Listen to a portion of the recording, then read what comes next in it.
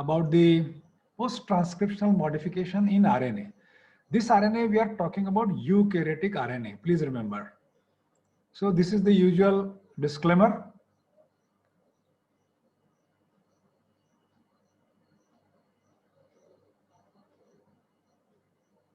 That this presentation is meant for students of life sciences. It should not be used for any other purpose. And some of the pictures in this presentation have been taken from public domain websites to make the topic easy to understand to all of you. And the credit for such pictures remains with the original publisher. All right. Now, we have earlier seen that mRNA in prokaryotes doesn't undergo any modification. In fact, the translation begins even before the RNA synthesis, that is transcription, is over. I have tried to show you it in this picture. This is the case of prokaryotes, that is in bacteria. That means even before the transcription is still going on. This is the transcription that is going on. And the one in green is your mRNA that is still being synthesized, and even before the synthesis is complete, it has started getting translated. So these are the ribosomes, and the one in blue, this is the polypeptide chain, newly synthesized polypeptide chain. So there is no time lag between transcription and translation in case of prokaryotes. So mRNA does not get any chance to undergo any sort of modification that we have been saying, that we have been discussing time and again. That is not the case in case of eukaryotes. This is the eukaryotic case. In eukaryotes, transcription takes place in nucleus.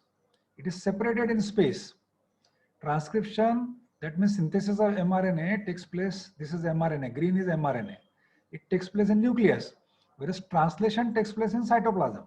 This is cytoplasm. So they are separated in space and time.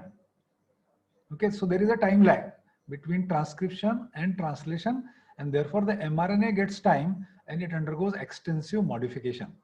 Please remember, prokaryotes, there is no modification of mRNA.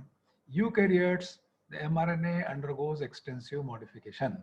So this is very important. All of you must remember, prokaryotic messenger RNA doesn't undergo any modification. In fact, it starts getting translated even before the synthesis is over. Whereas in case of eukaryotes, there is a time lag between transcription and translation, and both of them are taking place in two different compartments of the cell. Transcription is taking place in nucleus and translation is taking place in cytoplasm. So what are the kind of modification that take place? These are the kind of modification that take place. Four major types of modifications are there. What are those modifications? There is an addition of a cap at 5' end of the newly synthesized RNA. That RNA is called as RNA transcript.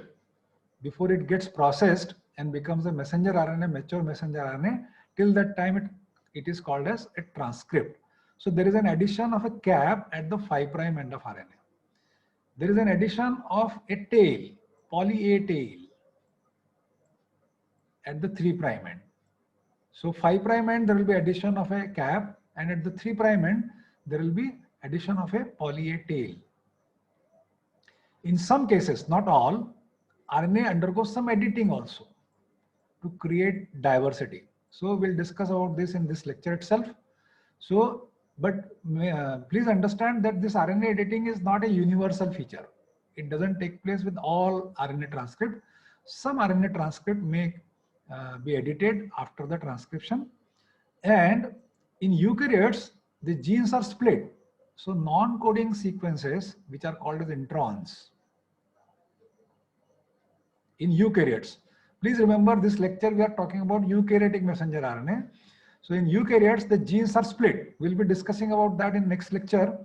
So the non-coding sequences which are there in the RNA, and they are called as introns, they are removed from the RNA transcript, and then only the RNA becomes a mature messenger RNA. So the process by which those non-coding sequences are removed from the RNA transcript is called as splicing. We'll be having a separate lecture on this splicing. Okay, so these are the 4 kinds of modifications normally, generally, the RNA transcript in eukaryote undergo. Okay, out of which these 3 are very common. This one, this second, and this is third. RNA editing doesn't take place in all RNA transcript. It may take place in some RNA transcripts. Now let us understand what is meant by capping. So what is meant by capping? Means addition of a cap at the 5' end. So primary transcript in case of eukaryotic RNA, messenger RNA, it usually starts with either an A at the 5' end, either it will have an A or it will have a G. 5' end of RNA in eukaryotes will always start with either an A or a G, right, at the 5' end. Now this terminal phosphate, 5' end, when you say either A, so it has got 3 phosphates, 1 phosphate, 2 phosphate, 3 phosphate, and therefore it is called as a 5' end, right? So either it can be A or it can be a G also. So this terminal phosphate, is hydrolyzed. It is hydrolyzed by a specific phosphatase enzyme, and the resulting diphosphate of the 3 phosphate, if one has been lost, then what remains is a diphosphate. This is diphosphate. This diphosphate then attacks the alpha phosphorus atom of a GTP molecule to form an unusual 5,5 phosphodiester bond. Now, this is important. Typically, what we have seen so far is a 5,3 phosphodiester bond. But for the first time, we are coming across a 5' to 5' phosphodiester bond, and therefore I'm using the word an unusual phosphodiester bond is formed. So in nutshell, a G is added at the 5' end by an unusual 5,5 phosphodiester bond of the RNA transcript, and this newly added G, this G at the 5' end is called as a cap. This is called as a cap. This G that has been added at the 5' end is termed as cap. Okay, and what is important is that this G has been added at the 5' end by an unusual 5,5 phosphodiester bond. Additionally, what may happen that N7 of the purine, G is guanine. Guanine is a purine. So the nitrogen 7 atom of purine and some of the hydroxyl groups of the ribose sugar,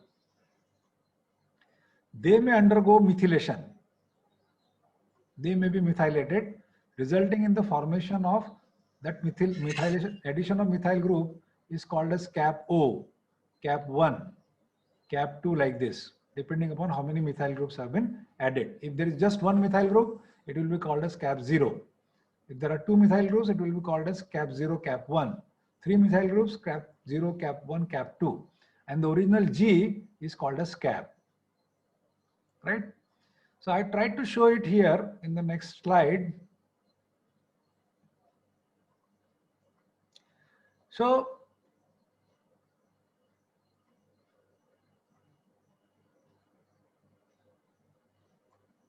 this is our transcript. This is the 3' end and this is the 5' end. And as I said, it can be either a G or it can be a A. And there are 3 phosphates. One, this is alpha phosphorus. This is beta phosphorus. And this is gamma phosphorus atom. So there are 3 phosphate and this is the 5' end, right? So a phosphatase will break this, will hydrolyze this. So phosphate group has been removed here with the help of phosphatase. What remains is a diphosphate. And this diphosphate then attacks the alpha phosphorus. This is alpha phosphorus atom of a GTP molecule. This is a GTP molecule, guanosine triphosphate. Guanosine triphosphate, 1, 2, 3, 3 phosphate. So it attacks this particular molecule here. So diphosphate will be freed. The diphosphate is freed here, and then this G along with one phosphate is added to this 5' G of the RNA transcript. And this particular bond is this unusual 5,5 phosphodiester bond. Please understand it very carefully. What I'm saying is, so the 5' end is always either an A or a G, and it will have 3 phosphates shown over here. One of the phosphates, the gamma phosphate, is removed by the action of phosphatase. So what remains is the diphosphate. This diphosphate then attacks the alpha phosphorus of a GTP, resulting in the liberation of a pyrophosphate. This pyrophosphate is liberated here, and then this G gets attached to either an A or G at the 5' end by an unusual 5,5 phosphodiester bond. This is an unusual 5,5 phosphodiester bond. Okay, this resulting G, addition of G here, shown in this square bracket, this is called as cap. This is called as cap. Okay, in addition, this G is a guanine. G is guanine, it's a purine. Nitrogen 7 of this G may undergo methylation. It has got a ribose. Some of the hydroxyl group may undergo methylation. Then those methyl groups are called as cap 0, cap 1, cap 2, like that. So I hope this concept is clear to you.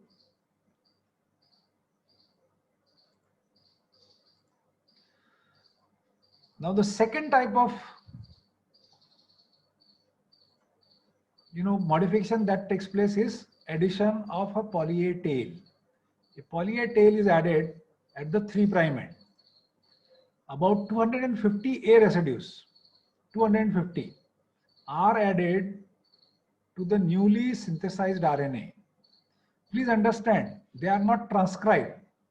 That means the information for addition of this A does not come from DNA template.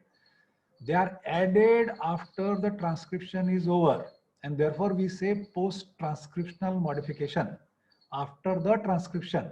So after the transcription is over, about 250 A residues will be added at the 3' end, and those 250 A residues at the 3' end constitute what is called as a poly A tail.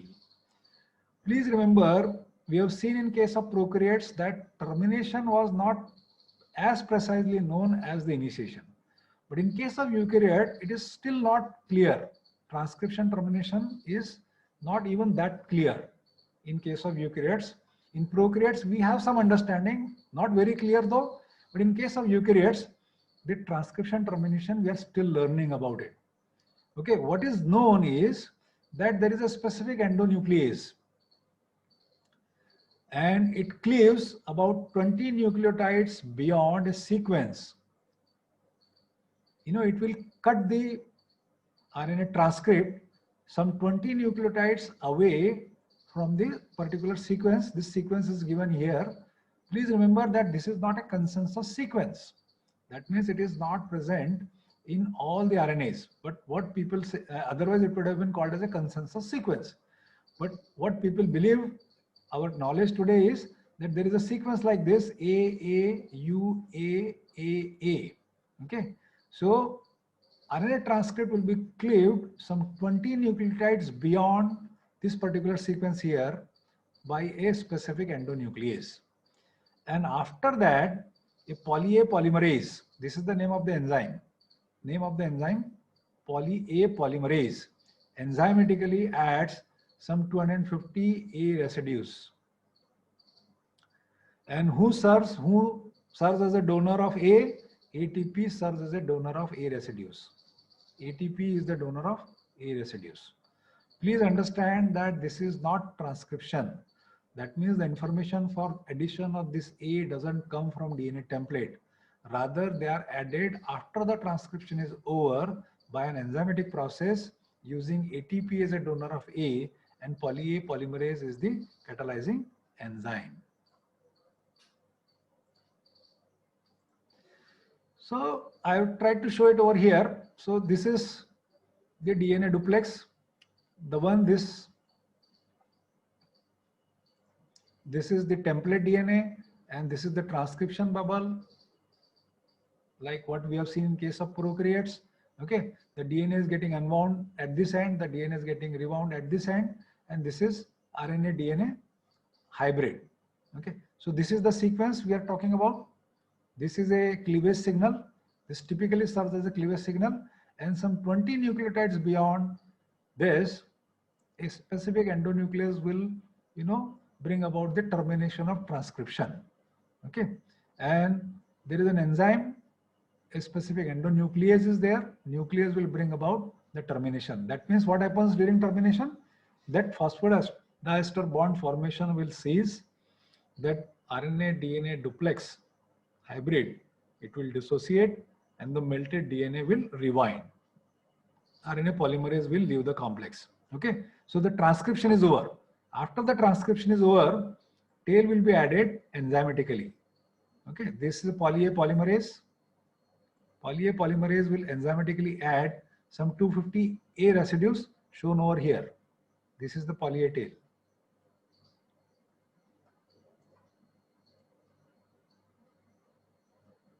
And it is the 3' end. Some 250 odd A residues will be added enzymatically using this enzyme, poly A polymerase. And who donates A? They are donated by ATP. ATP serves as a donor.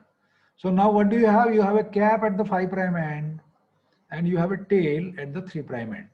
These are the two most common post-transcriptional modifications that take place in the RNA transcript in eukaryotes.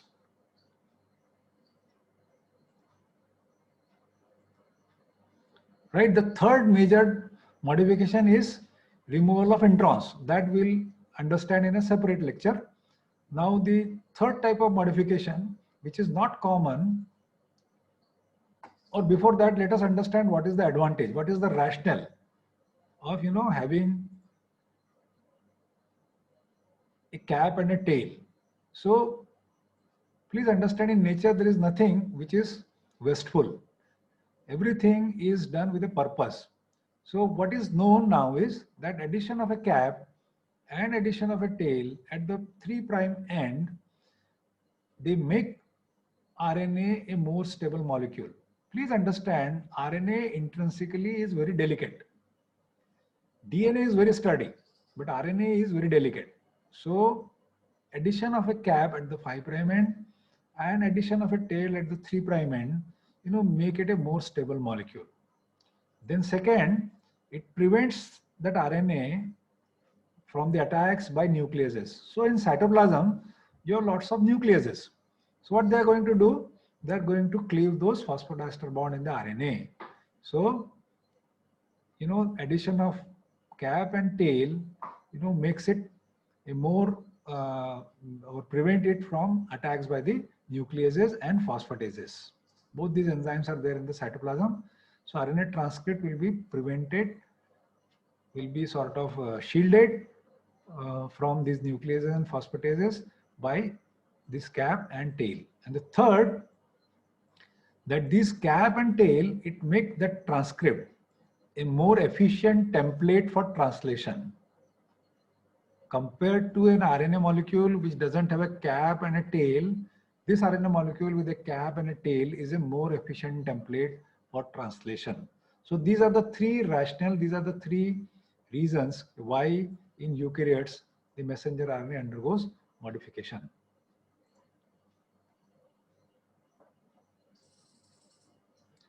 Let us understand what is meant by RNA editing first, and then in a separate lecture we'll understand the RNA splicing. RNA editing, what is the bookish definition for RNA editing? Very carefully, I have given you handouts also. Change in the nucleotide sequence of RNA after the transcription is over, following transcription. And that leads to the change in RNA sequence leading to a change in its information content is called as RNA editing.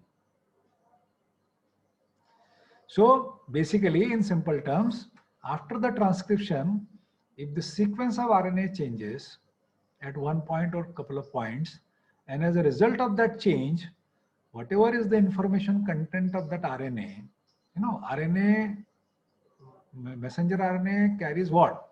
carries the information in the form of codons.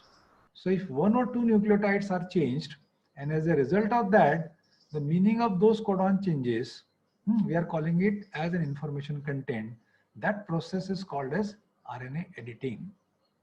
After the transcription, if the nucleotides in the RNA changes, one or more than one nucleotide is changed, and as a result of that, if the information content means the meaning of the codon is changing, it is called as RNA editing. Now, what is the purpose? It is again an ingenious, a very novel way of creating diversity.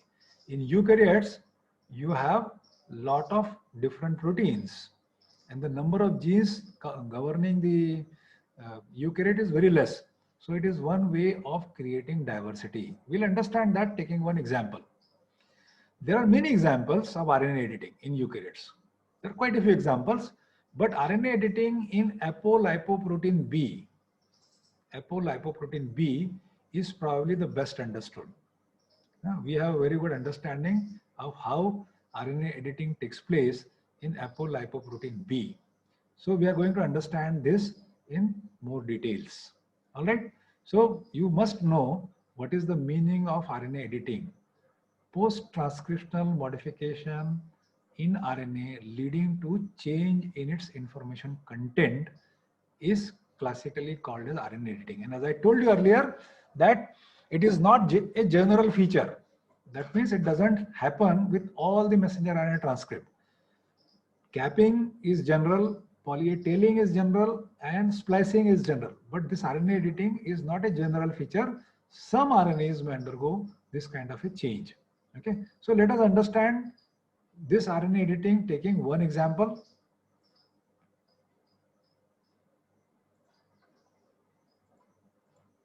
So what is meant by an apoprotein? Let us first understand that. What is meant by an apoprotein? So apoproteins, they are components of lipoprotein. So you must have heard the word lipoprotein. Low density lipoprotein, high density lipoprotein, LDL, HDL. Okay, very low density lipoprotein, VLDL, like that. So these lipoproteins, they are made up of, they are, they have a shape, circular shape, and they have an outer peripheral structure which is made up of lipids and proteins. And these lipoproteins are a component of this outer structure. So there are various types of lipoproteins. ApoE is there, ApoB is there, ApoA is there, ApoC is there. And these are lipid molecules. These are lipid molecules. You can see the bipolar structure. These are the polar heads, and these are the hydrophobic tails. If you can remember, while studying the plasma membrane, we studied the structure of plasma membrane, and we studied that they are made up of this kind of lipid layer. So outer peripheral shell of this lipoprotein, it is made up of lipids and lipoproteins. There are various types of it, but we are concerned about the ApoB protein. I mentioned it over here. They form an amphipathic outer shell enclosing triglycerols and cholesterol. So these are triglycerols, triglycerides and cholesterol molecules. They are all encapsulated by this outer shell. And lipoproteins are very important. They play an important role in the transport of lipids, fat soluble vitamins, etc. within the body from one place to the other, from liver to peripheral tissues, from small intestine to peripheral tissues, from small intestine to liver. Transport of lipids takes place through lipoproteins. So this is the typical structure of a lipoprotein: outer shell made up of lipids and proteins, lipoproteins, and they are encapsulating, they are encircling triglycerides, cholesterol, fat soluble vitamins, and like that, lipid soluble material. So lipid soluble material, lipids in general, they are transported from one place to the other in the body using these lipoproteins.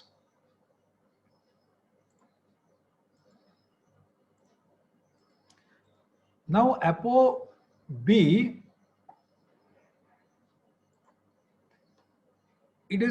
there are two types of apoproteins, apolipoprotein B. You know, you have ApoB, B100, and you have ApoB48. Two types. What is the difference? ApoB100, its molecular weight is 512 kilodalton, and it is made up of 4,536 amino acids. It is synthesized in liver, and its role, its function is that it helps with the transport of endogenously synthesized lipids. So liver is a good site of synthesis of lipids. So cholesterol synthesized in the liver, it is transported from liver to peripheral tissues using ApoB100, lipoprotein containing ApoB100, right? So this is the structure of ApoB100, N-terminus amino acid, this is the C-terminus amino acid, and this is the total number of amino acid, 4,536. ApoB48 on the other hand, its molecular mass is only 240 kilodalton, and it is made up of 2,152 N-terminus amino acids of ApoB100. 2,152 N-terminus amino acids of ApoB100, they make this ApoB48. Where it is synthesized? It is synthesized in the small intestine. B100 was synthesized in the liver. It is synthesized in small intestine. And what does it do? It participates in the transport of dietary fats in the form of chylomicrons.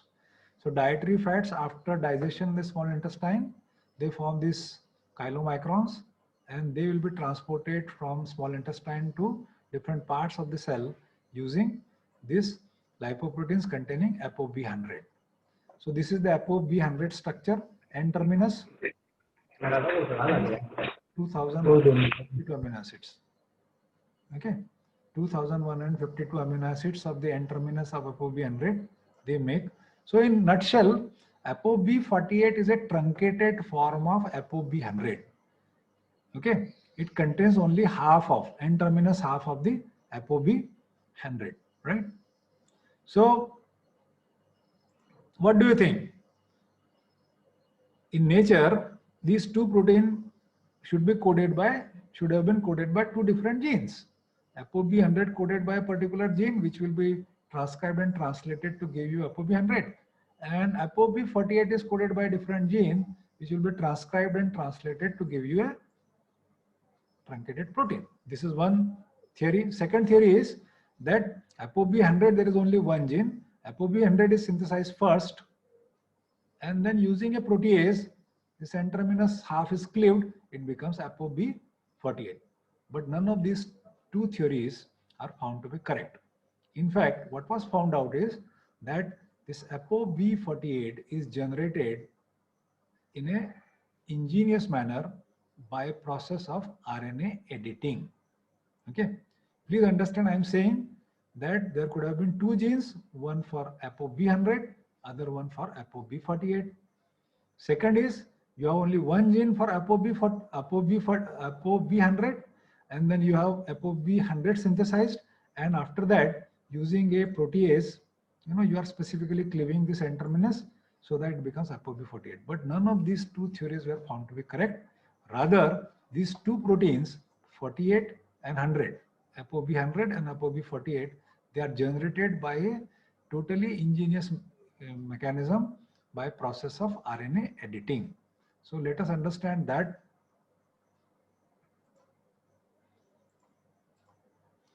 So I've tried to show it to you over here. This is the RNA, unedited RNA. At codon number 2153, this is the codon, 2153 codon, CAA. In liver, when this RNA undergoes translation in liver, this arrow shows in liver. This is in liver.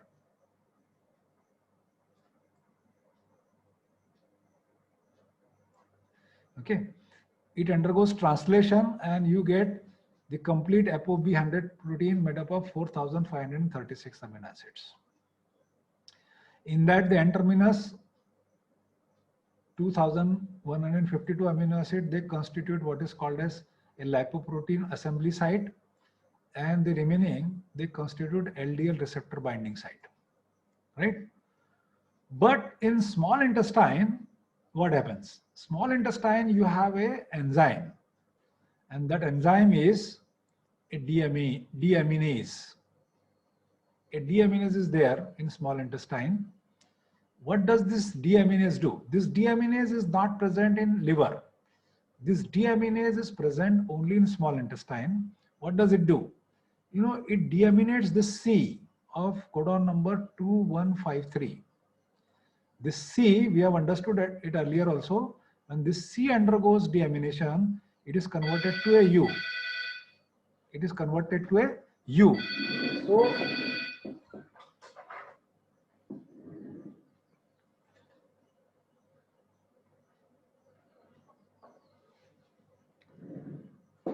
codon CAA becomes UAA, and this UAA is a stop codon. There are 3 stop codons, and UAA is one of them. So translation will stop here at codon number 2153, resulting in what? Resulting in the formation of a truncated protein made up of 2152 amino acid. At 2153, it has been stopped.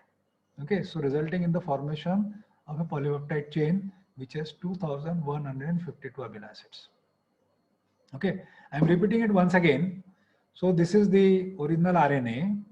Okay, at 2153 codon number, you have CAA.